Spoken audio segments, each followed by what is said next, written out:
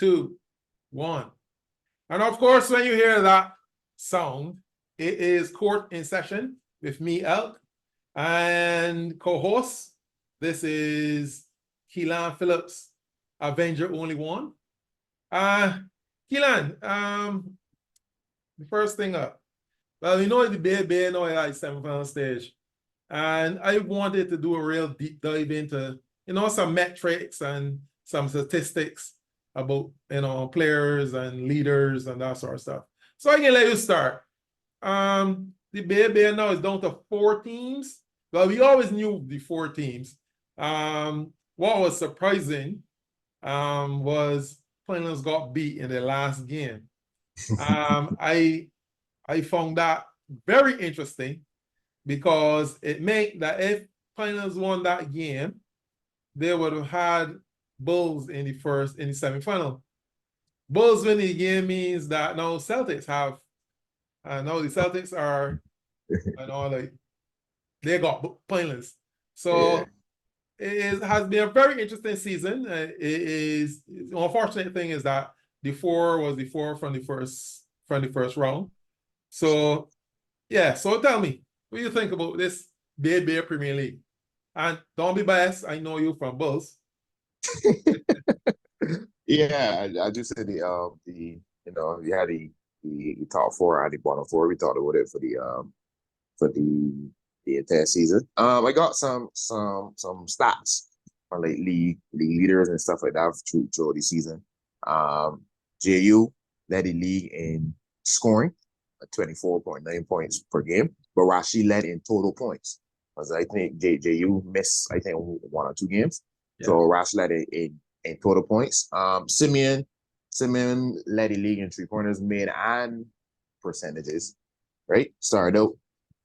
He started out good, right? He started out just a little under what we would expect, but over the last, especially the second round, he really turned it up. Shot over 40, I think close to 42, 43% from 3, which in any league is amazing. It's great. Yeah. Deroni led the league in assists, 7.2 assists in total. JU led the league in blocks, 3.7, and I think the gap between him and second place in total blocks is, I think, almost double second place person. Rash led in total steals, but Deroni led in steals per game. Deroni set out the last game, so they were kind of neck and neck, but Deroni setting out the last game put it just a little bit in his favor because I don't think Rashi got the 3 steals because he averaged 3.7 or 3.5 steals, right? And then in rebounds, JU led in total rebounds at 13.6, and JU led in rebounds per game. Joel led in total rebounds. Joel had a very good rebound this season, playing in his new big role. You don't really like being like, I know Joel don't really like being like a big, but he rebounded very well this season. So those are just some base level stats. I think if I can remember off the top of my head, I think like JU led in efficiency overall, and stuff like I think Sean Harden from Spartans. They didn't have a lot of subs, but he led in like minutes, stuff like that. So I didn't have all the stats, but that's just a base of some of the stats throughout the season. Yeah. I went and I look at some of the stats. What was surprising to me was that Deroni and Simeon Maynard and Deroni Hurley, they were like the best point guards. I mean, for the entire season by a mile. I mean, it wasn't even close. So Deroni obviously is a national player. He is known for his distribution of basketball. You expect certain things from Deroni. But I must admit that Simeon really performed well for the entire season. And it's unfortunate that both of them are on the same height. And a national team player coming down to, a national team you got in national team, your 2-point guards are like on the 6 foot. You know, it's just a little, you know. So Size, we'll see how it goes. And that's not to say that he shouldn't make the team or that there's going to be any team full stop. But what I'm saying is, you know, it's really interesting that both the smallest people, well, relatively small dudes, are the best players on their not only in respective teams but in the entire league. Right? My only knock against Simeon is that if your point guard is scoring 22 points a game and taking just under 10 shots a game, then you want to know how many other people are getting a chance to shoot it. So that would be my only thing. His assist needs to come out a little bit more, but I was totally impressed with that. But the other thing I want to say is when I look through at the teams, I found that Pinelands were 55% from 2 and 30% from 3, although they shot something like nearly 600 3-point shots. Right? Station Hill was 47% from 2 and 24% from 3. They shot how many? They shot like just above 336. So they don't take a lot of 3-point shots. And obviously they don't make a lot either. So they are probably the best defensive team in the Final Four. But as you know, you have to be able to score the ball. That's true. Celtics shot 49% from 2, which isn't bad as a team, but they also shot 25% from 3. They also take over 500 3-point shots. They didn't score many either. But they look at lower percentages. If I shoot, enough. Enough, yeah. Right. I mean, if I shoot plenty and I shoot quarter of my shots, I still get that extra point. So, but I don't know if that will make them beat Pinelands, because I think the team to beat Pinelands have to be very disciplined. They can't get them up and running up and down game with Pinelands. I have to stick to your stuff. Bulls was fairly interesting for me. Bulls shot 47% from 2. They only shot 400 3-point shots based on, well, they were the second lowest, but they actually had the better percentage. They shot 32% from 3, which is not bad for team-wise. And as you said, Simeon led the 3-point percentage. I am really interested to see how Celtics and Pinelands, I am going to be honest with you, I'm not giving them a chance unless Pinelands got injuries or missing players or something. I think that Celtics did the job that they were supposed to do, which is really getting the semifinal. And I think we are going to be talking about them next season. Hopefully, I don't see them beating Pinelands at full strength. The Station Hill Bulls matchup, though, is a little interesting to me because Station Hill is known for their defense and their aggression. They will maybe missing 2 players. I know they're missing 1 player for sure. Gavin Phillips, who got to pick up an injury in their last game. Against Celtics. Yeah. Right. And he has surgery. It was successful, and he will now be on the main. So they'll be missing Gavin Phillips. But I also heard that Saeed Norville, I think he broke a finger or something like that. Yeah. So they may be missing him as well, depending on which finger it is and how bad it is. Station Hill and Bulls might be interesting. And there's one thing about Station Hill I hate. When he was coaching in Premier League, where he was the head coach of the Premier League team, and we played Station Hill and Bulls. When they are a man or man short, they are more dangerous than when they have everybody. So I expect that. I don't expect Station Hill to roll over and play dead, but I still, it should be interesting. That matchup, that 2-3 matchup should be very interesting. And if the stats are true, Bulls may be able to edge ahead based on the fact that they shoot a better front three. Yeah.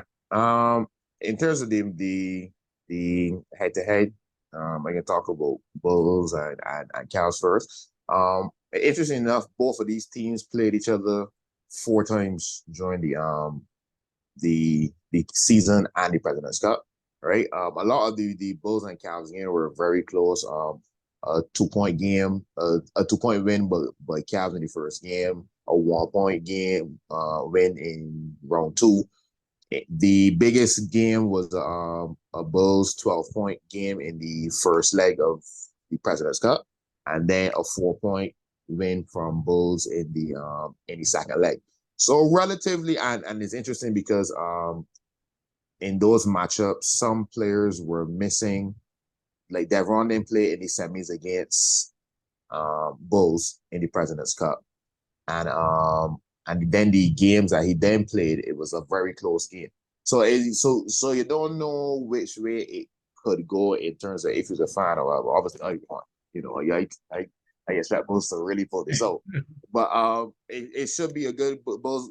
Bulls and Cavs are, I would say, rivals. I think there is more of an intensity with them, with Bulls and Cavs versus, say, Bulls and Pine.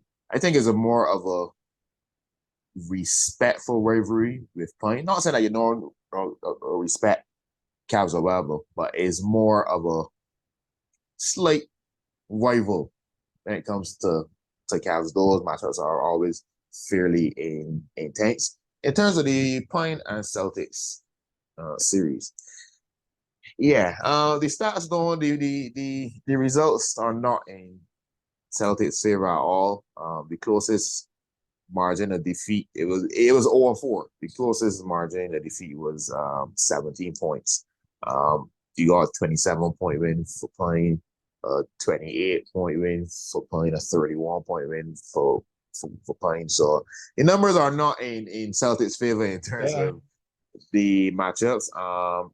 Christian Adams is no longer here, so I guess that's obviously a minus for Pine. But even so, in the last game that Pine played, Celtics, CSAT didn't play, and they still won by 17.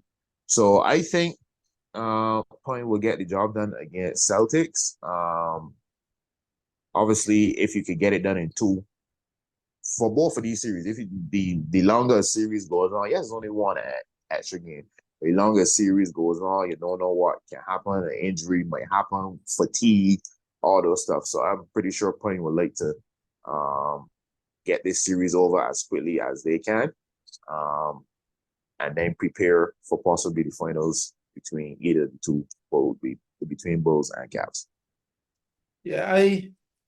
If you're a betting man, you would bet on Pinelands to win that series. I don't think it hurt yourself too much. You'll probably win that bet. Pinelands and Celtics. But the other series it could go either way. I'm just thinking Gavin Phillips not playing and Saeed probably not playing. Yeah. Put them a little bit under stress, but they have enough firepower. They don't really hang their hat on being offensive, offensive minded. So even if they lose like a couple of points here and a couple of points there, they could, shore that out with the defense that they play, the aggression that they play at. I think that Bulls and Pinelands, to me, match up well with them because they can soak up the pressure. But that series should be interesting. I think it's too close to call. I know you will call Bulls. Bulls in 2. Looking at his stats, I would give Bulls the edge, but I don't think that it's a big edge. So it could go either way for me. I think that if Station, stick to where they do best and stuff, it should be a very interesting series. If I take off my objective hat, I got Bulls, but what you say is right. I don't mind saying this stuff because, as I said, my team already knows. I told my team this already. I already said I expect y'all to win this series. So me coming out and saying it right, I don't have to worry about my teammates and people like they got back up what I say. Because they know what I tell them already. So I can confidently come I out don't here think, without my but heart back. even in Celtics, I don't think Celtics going in series saying, "Oh, we get beat by double figures every game, so we can lose." I Yeah, think it's they true. can try their best. So Yeah. I have no problem with a fellow saying that he can win. As a matter of fact, I expect that if I'm playing with a team that I expect them to win, yeah, expect to win every game. But Me too. if it doesn't happen, then fine. But, No. If it doesn't happen often, it's not gonna be fun. yeah, That me too. the whole life is you don't It's true. you It's don't true. want things could happen. But It's true. It's that should true. be a very interesting series, and I hope that both teams, all four teams, have put up a good showing because it has been a very interesting season. I think the Bears should be given kudos for their attempts and their trying to get on social media and keep the basketball in the conversation. And let's hope that the culmination of the Premier League will make it a top class season. So up next is our guy, that is Alan Pinder, the Bajan Scout, and the NBA. Alan, the man, NBA dude, the man with all the NBA stats and spills and thrills. We continue to look at, well, the postseason awards. Let me look at first what is your opinion on the most improved player? Who you would say is the most improved player in the NBA right now? Yeah, it has some interesting options here. Tyrese Maxey and Jalen Williams both have been having some great seasons. They both made some pretty big jumps. They haven't had great minute increases, but they've made pretty big jumps as second options on their team and even doing well as a first option in certain cases. You saw Jalen Williams essentially lead this team a few nights ago, hitting some clutch shots. Tyrese Maxey's been doing pretty well with Embiid out as well. So those guys have been doing pretty well as most improved. But I think I may go with Kobe White from the Bulls with this one. He made a pretty impressive stat jump. I think his points per game went up by 10 points. He did get a pretty impressive minutes boost as well. But yeah, with Zach LaVine going down and he's stepping into that role a bit more with the Bulls, I think he may have an inside track on that award. Interesting. What about you there, Avenger only one? Yeah, Tyrese Maxey had a very good season. If he had kept the pace that he had from the jump, because from the jump he was averaging 28 points per game, even with Embiid there. So, but he then tailed off a little bit. Because in my opinion, it takes about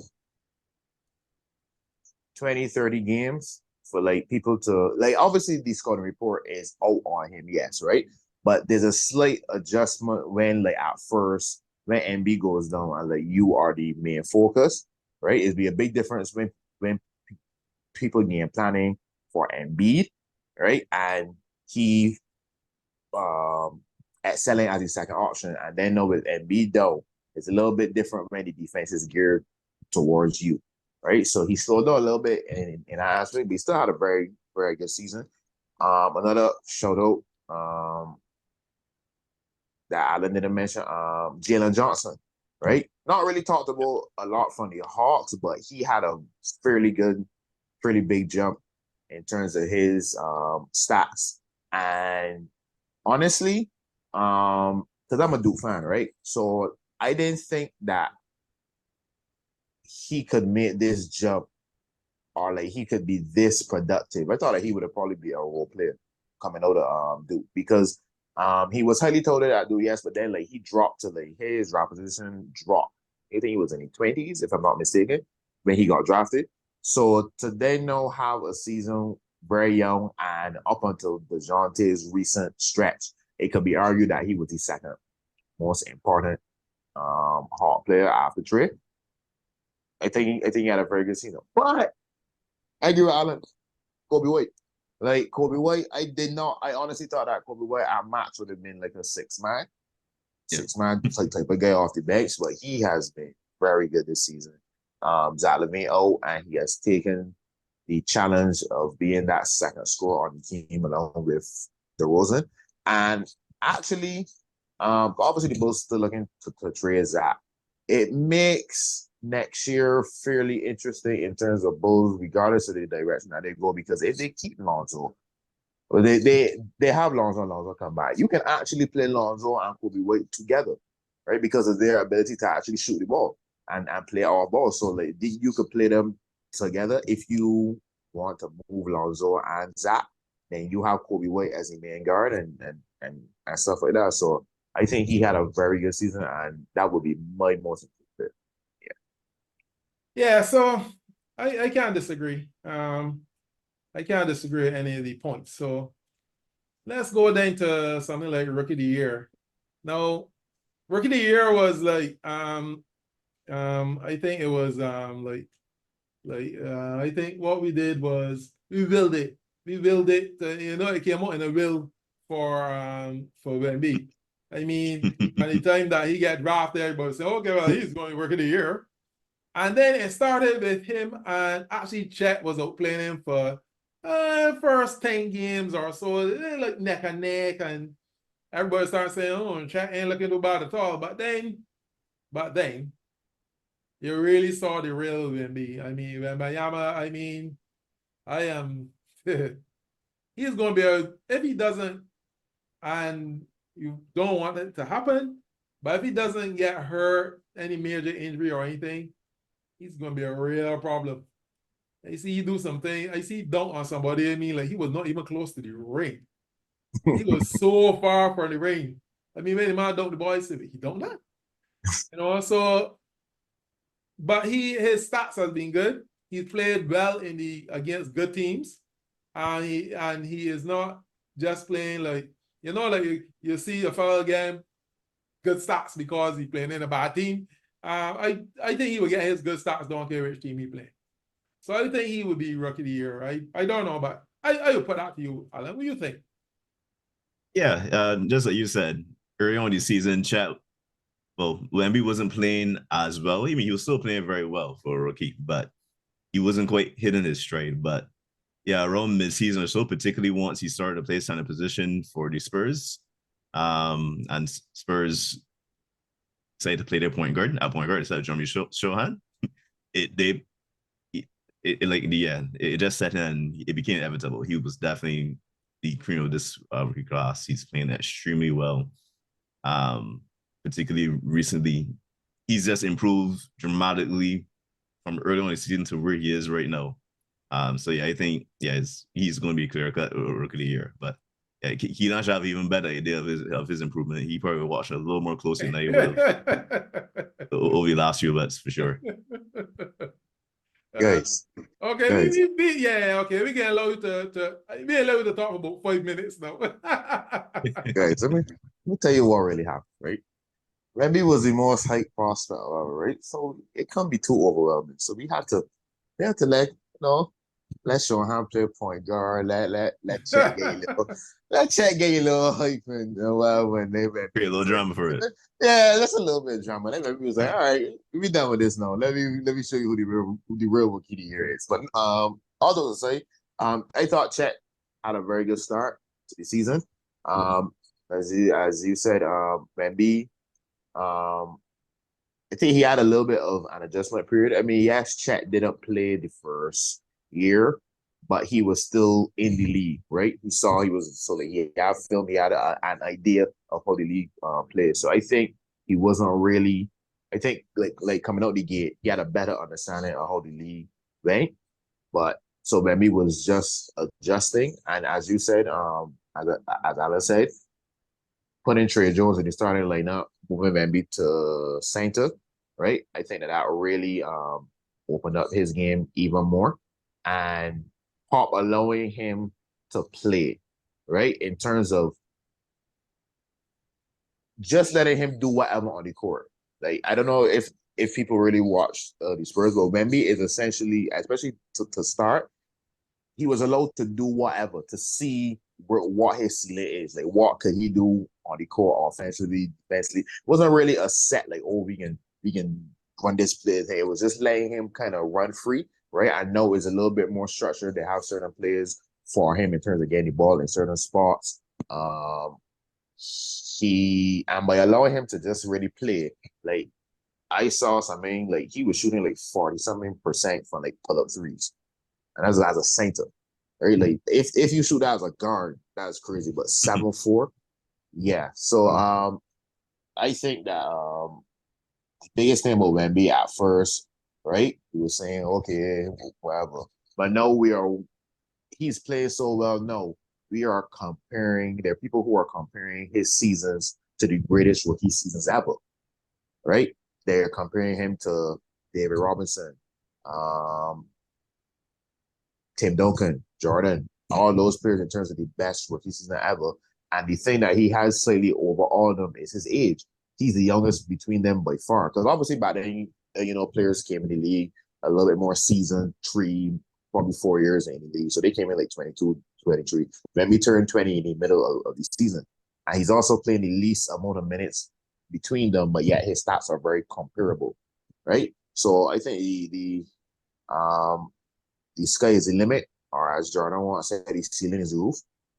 So I think that his improvement from the first half to the second half of the season alone is amazing.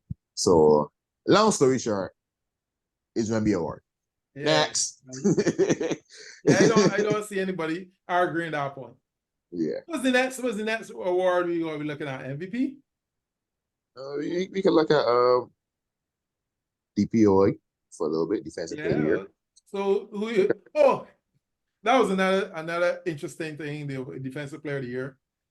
Because when we made a statement that Rudy might win this year, but he put it on notice that will be the end of his reign, really. So Alan, what do you think would be the defensive player of the year? Yeah, let me make it a strong case, but I think he's up point this one. I think Rudy's probably going to get it this year. Yeah, what he's been doing with the Timberwolves defense. I think he's going to have a good shot again this year. I mean, he's been winning it pretty consistently over the last few years as well, So I don't think any other guards have really put out any strong cases this year. So it's losing a big man award. So I don't think Jaren Jackson is going to be running again to defend it this year. So yeah, I think Rudy, particularly will success, will probably get this year. Okay. What do you think, Eli? Yeah, pretty similar. If I had to really think who the top 3 candidates would be, or people in the mix, probably be Rudy, AD. Wemby's case is mainly because of his overall stats in terms of the blocks and steals, right? And I think it said recently, over a good 20, almost 25 game stretch, the difference when he's on the court, the Spurs defense is actually first in the league when he's on, and like 26 when he's off. So that was kind of a case that people were trying to make. But Rudy, the field goal percentage that of players against him, especially at the rim, it drops significantly whenever Rudy challenges them. I think people don't really appreciate Rudy as much because they see how, I guess, he can be exposed a little bit in the playoffs. But one, I think that was a product of the Jazz at the time. Like, the Jazz didn't really have a lot of perimeter defenders. They probably only had like 1+. So now, if you have just everybody just running past the guard and say, hey, just okay, but Rudy has to step up. If he doesn't step up, it's a layup. So the smart thing that Tyloo did was he put another shooter in the corner so that no when Rudy steps up, he just kick, right? Like, that's a wide open tree. But I think with this Timberwolves team, no, because they have a lot better like perimeter defenders, and add Nikhil Walker-Alexander, Jalen McDaniel might be the best on-ball defender in the league. And Cat even playing well on defense this year. it means that it's harder to get by, and Rudy doesn't always have to step up. And then when he does, he can still block shots. And Rudy's impact is, it's hard to really fully understand Rudy's impact. And I wonder if Wemby might get this treatment a little later on. Rudy used to average close to 2.7, almost 3 blocks per game, and then his blocks went down. But it wasn't because he was blocking, like he couldn't block shots anymore. It's because teams were now so afraid of Rudy, they were going and it was like, oh, nope, definitely not laying up against him. So like that alone is a significant impact. When players are driving and they don't want to go against you. And I wonder if teams might start doing that with me and say, oh, it's like, oh, me not, like, I just pass it. I might not get as much blocks. So I think it's Rudy's one to lose at this point. And I don't think. So what's the last award we're looking at, Alan? Yeah, MVP is where we're going to look at. Yeah. Who you think will be MVP? There are a lot of candidates. Yeah, it was for most of the year. Everyone was saying it was basically a race between Embiid and Jokic. Embiid fell out the race, unfortunately. Yeah. But Jokic has been playing extremely well. Giannis and Shea Gill have been having excellent seasons. I feel they have all been kind of in the same group. But I think Luka has passed by all of those guys. I mean, he's scoring at a similar rate to, well, not quite the same rate, but a close rate to what Embiid was scoring at. And I mean, he's almost averaging a triple-double as well, with the assists and the rebounding from the point guard position.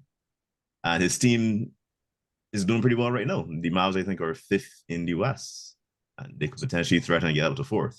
So, yeah, I think with this scoring impact, along with the pass and the rebounding, I know he's actually leading that Mavs team. Yeah, I would give it to Luka right now. I think a lot of people aren't really looking at him as much. They're assuming Jokic, but yeah, I think when you look at the numbers, yeah, I think Luka and the impact as well. I mean, Jokic's impact is great, but I think Luka has a bit of an edge this year. I ain't really sure if I don't know. To me, it's usually be whoever can score the most. But if you're going to toss in between two of them, I don't really have a problem with that. What about you, Keelan? What do you think? I think this is gonna go down to the very last couple games, because as I say, Jokic, SGA, Giannis, Luka, all of them have very good cases. Like Giannis is probably having an underrated season because nobody's really talking about it, but he's averaging like 30, 11, and 6 on 60% shooting, which has never been done actually. I think the biggest thing against Bucks is that everybody thought that their record would have been better. Obviously, they had the turmoil between the coaches changes and all that, but I think their record not being as good as people think that's the biggest thing against him. I think he's on the outside looking in. He can still probably finish top 4, but he also fired the coach. They don't give MVP. Yeah, the people for exactly. You can't be MVP and you get your coach fired. Jokic's numbers are always, I think, Jokic is one of those guys. He has a nice blend of stats, and the team record is also in the but they're hovering around first, second, around in that range. SGA, he has it can change every night, but he has the best player with great stats on the best team in terms of the being first in the West. But as I say, it's so close that could change every other day, because between the Timberwolves, Thunder, and the Nuggets, and then Luka. I think maybe SGA, if you want to say that Jokic and SGA have the slight lead, is like by 0.1. I think it's very close. I think it's very plausible that Luka can win MVP, especially if he gets into that 4 spot. Especially, I think that's gonna be the biggest thing for people, because like they still think that 5th, 6th might be. I really, truly, in my opinion, the seeding doesn't really matter. It's more so like the total wins. right? Because I see people saying like, oh, Jalen Brunson, because he's fourth in the East, but like he's fourth in the East. The Mavs are fifth in the West, but the Mavs have more wins than the Knicks. So like seeding doesn't really matter in terms of the cross cover. It's more so the total wins. And if he gets into that fourth spot with the numbers that he has, like I don't think people understand. Like 34, almost 10-9 is insane. That is those are some of the craziest numbers ever. So I think it's gonna go down to the wire. And honestly, it could be any one of those three. This is one award at this point. It could be anyone. I honestly, I don't know. It could literally anyone. I didn't hear a picking all that though.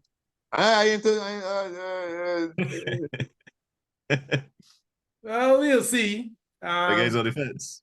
Yeah, we'll see. We'll see. Well, it's not a defense award, so I go with your case. I would go with your case, but if anybody else, if SGA or Luka win, I wouldn't be shocked, right? So I might go with your case, but it's tough because your case don't even really care about the award. Like, if you win it, you win it, but you don't really care. And like yeah, the media might be more tempted to give a first timer, maybe SGA, maybe Luka. I don't know.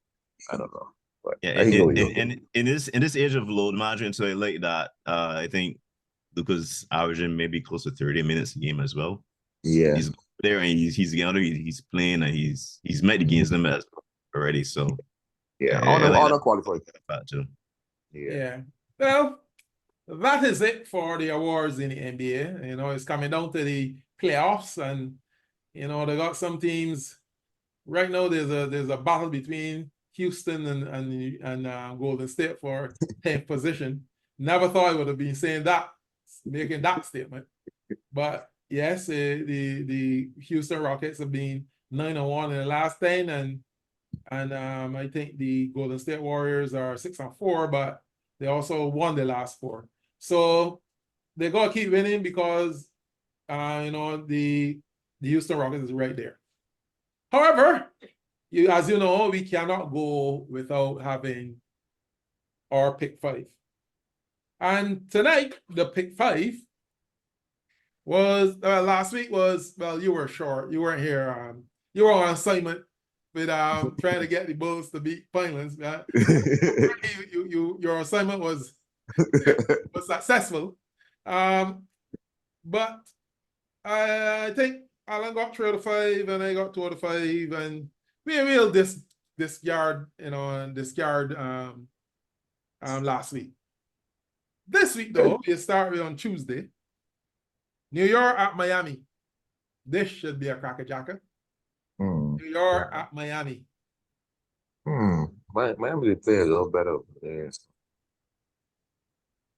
I can just step up and say Miami. I go with the Heat too. I'll go New York. I'll go New York. On Wednesday, it is LA Lakers versus Washington. Lakers, Nets. They ain't even anything to discuss. I don't think anybody can against the Lakers in this one. Nah. Yeah, Lakers should win that. That is in Washington though. It's in Washington though. Yeah. No, you know, but I'll go with Lakers, but I'm not as confident in that pick as you are. Oh well, okay. And then on Thursday, Denver at LA Clippers. I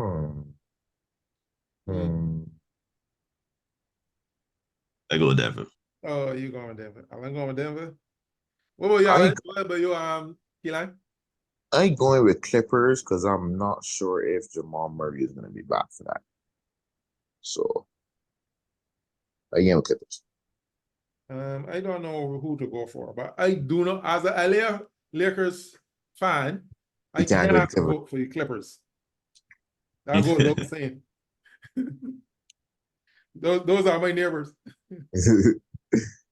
And then on Friday, it is San Antonio at New Orleans. San Antonio at New Orleans. Okay. They've been playing good basketball, you must admit. I think it is a setup. Because Vassell and Shohan are now out for the season. Right? Yeah. So I feel like he set me up to, because he know. Okay. Sorry.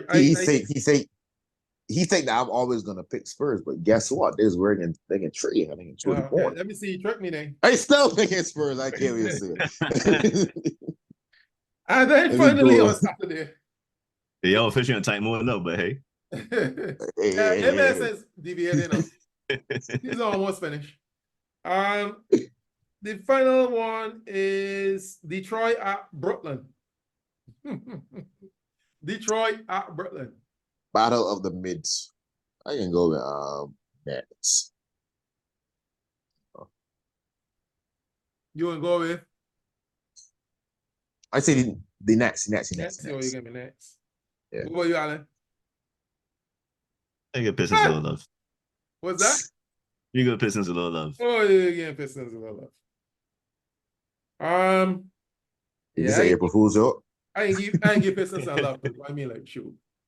No one picks them. I mean, like, they're just bad. And hopefully one of these games they're gonna win. Hey, guys, did they miss the meeting where it was April Fool? Like, is this the April Fool's joke? It is April Fool, but yeah, we may be foolish for picking Detroit, but right, we pick Detroit. You gotta get Detroit some love. I mean, like, shoot. Do you have Anyway, with that April Fool's pick, Detroit, the court is adjourned.